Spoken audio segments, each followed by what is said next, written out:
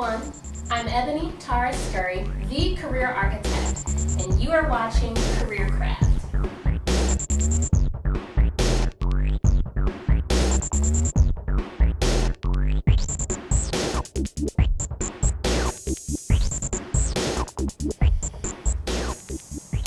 So the first question we have today is from the Ask the Career Architect section of the show.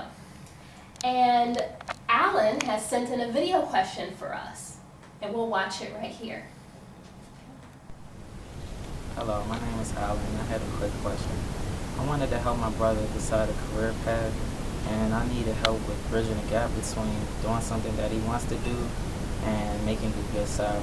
Do you have any quick pointers for me? What I would suggest, Alan, and thank you so much for sending in your video to the show, I would encourage you to encourage your brother to do some career exploration or some kind of assessment where he can narrow down on 3 to 5 different careers that he thinks he may be interested in, and he can do a self-assessment online for free. You can Google career assessments and he can probably find a few that are very helpful. He can do some informational interviews, talk to people, and just think about what he may enjoy doing. He should narrow it down to maybe 3 or 5 different things, and then when he has that list, do some research. My favorite place for salary research in particular is the Department of Labor Statistics, and he can find what the different salaries are for those 3 to 5 different things he may enjoy, and not just salaries for the whole United States, but regional salaries, state salaries, and that can be particularly helpful for him. So once he gets those 3 to 5 things that he thinks he will enjoy, then he'll want to plug in the salaries next to it. And then that way he'll be able to see which one is the highest on the list that makes the highest amount of salary. Speaking of salary, one thing that you mentioned, Alan, was you said he wants to make a good salary. What makes a good salary is subjective, so it's going to be, up to him and what his needs are, but that's something to take into account. This next question we have is a question from Marty Vam from Washington, D.C., and it comes from my blog. Marty says, I've been working at my current job for over 9 years. I'm considering taking the plunge to look for a new job. I don't feel very comfortable asking coworkers if I could put them down as a reference. So I don't know how to collect references from the folks who would know my work abilities best. Well, Marty, in your question, you're asking about getting references from coworkers. However, I do want to let you know that most employers, when they're thinking about references from people who they're looking to hire, they actually are looking for, many of them are looking for references from supervisors. It's okay to have a colleague or a personal reference in there. However, you want to have 5 references in total. 1 to 3 of those references should be current or former supervisors, and then you can have 1 or 2 colleagues and then 1 personal reference. So when you're talking about references, again, you mentioned from colleagues, but you want to mix it up a bit. You want it to be from supervisors, colleagues, and a personal reference as well. Now, you said you're afraid to ask your coworkers for references. What I suggest you ask instead is for a recommendation letter. This way, when they give it to you, you know exactly what they're saying about you. And from my experience, I've seen that when you have recommendation letters, oftentimes the employer won't even call your references. Why do they need to call when they have your recommendation letter right here? It actually saves them a lot of time. So they prefer many times to have a recommendation letter. The way to get a recommendation letter is actually to offer to draft it first. So when you ask this coworker or your supervisor for a recommendation, say, hey, I'd really appreciate a recommendation letter from you. Would you mind if I draft it first, and then you can tweak it and change it however you like? People are more likely to say yes when you do a lot of the upfront legwork for them, because you're making their job easier by drafting it for them in the first place. So that'll help a lot. All right, next question came from email, and he didn't leave a name. He or she didn't leave their name. This person says, sometimes when I do jobs, they pay me a lot less than they say. The people are happy with the job. They're just bad people. I don't have legal papers to work. How can I get people to pay what they agreed? It is very hard to get jobs. When I find jobs, some are bad people. Can you help me? You want to take control, okay? Right now, you're waiting and searching for jobs, and then you're desperate and all that stuff. So you need to be the one who people are calling you to give you jobs instead of the other way around. And just based on your email and how you wrote and just what your issue is here, I'm willing to bet you're probably one of those hardworking guys standing at 7-Eleven or Home Depot waiting to get work. Just my guess. But I want you to know that you have a lot more control than you think. In the United States, your legal authorization to work has no bearing whatsoever on your eligibility to be covered under the employment laws of the country. So if someone doesn't pay you for the work that you've done, you can actually sue for unpaid wages. Now, you may be nervous to sue or to take any kind of action or complaint against people who do this, because you may think, oh, if I complain, they're going to find out that I don't have authorization to work here or maybe even be here. So I'm going to get in trouble, so I'm just going to be abused and, just suck it up. Well, depending on what state you're in, if your state is very friendly, not only can you complain and probably win, but they're not going to do anything to you. It's not their job to try to see, oh, this person doesn't have papers, we're going to try to get them out of the country. That's not their job. If their job is to move forward with your employment complaint, that's what they're going to focus on, okay?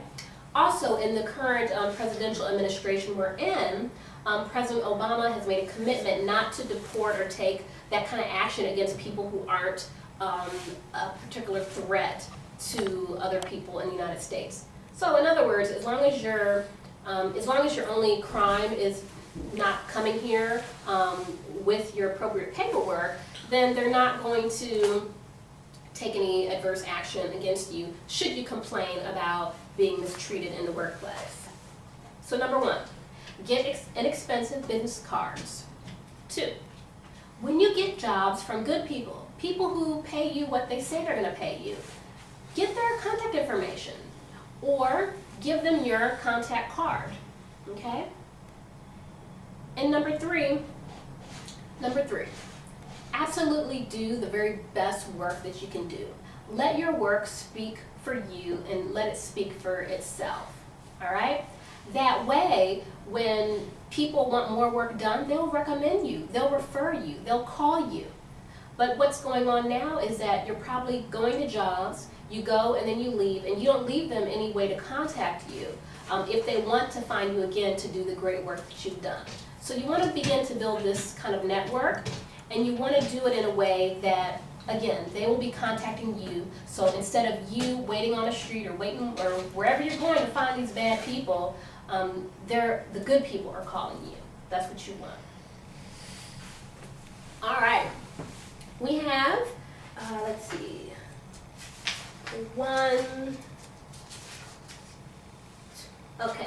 we have 2 Facebook questions. And the first one is from Will, and he's based in Brentwood, Maryland. 10 says, I wanted to shoot a quick question to you. If a job asks for only a resume, should I send a cover letter to be secure? It's my plan anyway, but there's no mention of a cover letter. So, number 1, 10 will. Always send a cover letter with your resume. So your instinct that's telling you to send one anyway, that's good. That's right. However, only send a cover letter if it's going to add some real value. In other words, don't send out a generic cover letter that you could just send out to anywhere. Customize and target your cover letter to this specific position, and then it'll make sense to send it out. Otherwise, you're just wasting trees or your time, what have you. Our next Facebook question is from Nunia Business, and she says, how can I increase workplace achievements with little empowerment from management? I love this question because it reminds me of myself way back when I first got into the federal government. I've worked in private sector and in the public sector. Had my own business for a number of years, since 2005.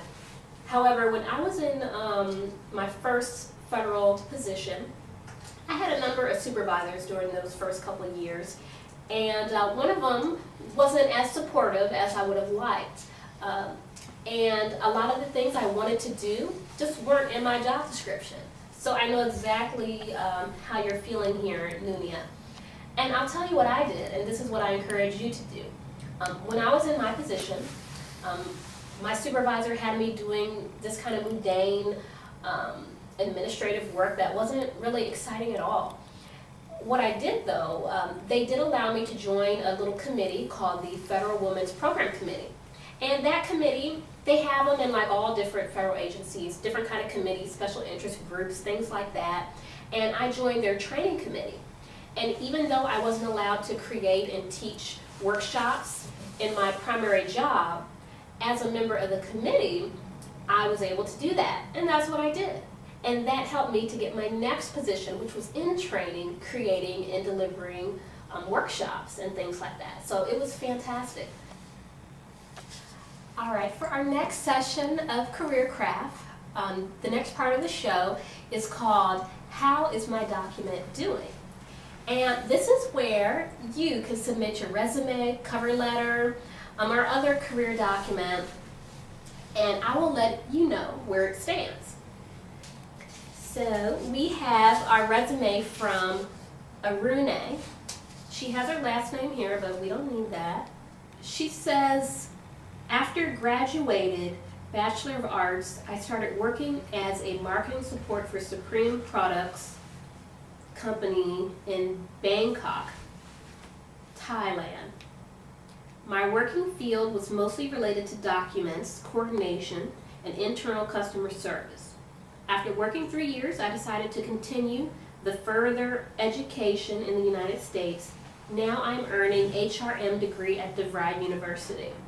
The resume itself looks very bland, just visually it's not appealing, it's very bland. There's no kind of interesting formatting. The formatting is very hard on the eye. One thing I do like is the email address. She has her name, last name @gmail.com. It's nothing unprofessional or weird, it's fine. This summary it's just boring. Aruna, I'm sorry, it's just boring, okay? And there's a lot of grammatical errors here. And later on your resume, you say that you're fluent in Thai and English. Yeah, right. Not in a professional sense. And then you show that you have a Bachelor of Arts in History. Why and how does this relate to the job that you're applying for? History. You go from history to HR management. In your cover letter, because history doesn't necessarily connect directly with HR, you want to talk about how your degree in history helps you to be a better human resource employee, if that's the kind of jobs you're trying to get. You need to think about what you accomplished, not just what you were responsible for or what was cut and pasted from your job description. It's boring. Corresponded to foreign distributors. Do you mean with foreign distributors? Analyze purchase data. None of this is exciting. None of this looks something that would interest me if I was hiring you as an HR person. So this resume is not working at all. You said you're fluent in Microsoft Offices. We don't say you're fluent in Microsoft Offices. You could say you're proficient in Microsoft Office. And you know what? Who cares? Everybody is proficient in Microsoft Office. Who cares? You know?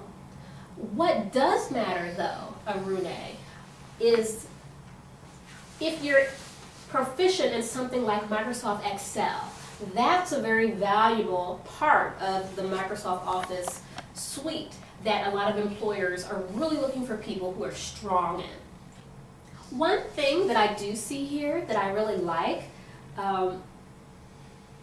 you were a marketing support staff person at this company in Thailand. One thing that's been really interesting about human resource management in the last few years is that HR has begun to do a lot of marketing of their services, whether they're a training department, a compensation and benefits department, employee relations department. All parts of HR are beginning to really do a lot of marketing lately. And so the fact that you were a marketing support staff person, that's really great. And to me, that is a really valuable skill that will help to separate you in a positive way from other people who may be applying to these same kind of HR jobs. HR people are looking for other HR professionals with marketing skills to get into their departments. So that's a good thing that I think you really want to leverage. And we can also leverage that in your cover letter when I help you with that. Let's get in touch after the show and I'll help you with this because you've just got so many things going on here that need to be fixed. This resume is not going to help you at all, but let's talk offline about that and get this resume to where it needs to be. As we come to the end of the show, I'd like to leave you with this final thought. I'd like for you to remember that you deserve to achieve your destiny. Give yourself a chance. Invest in yourself. See you next time.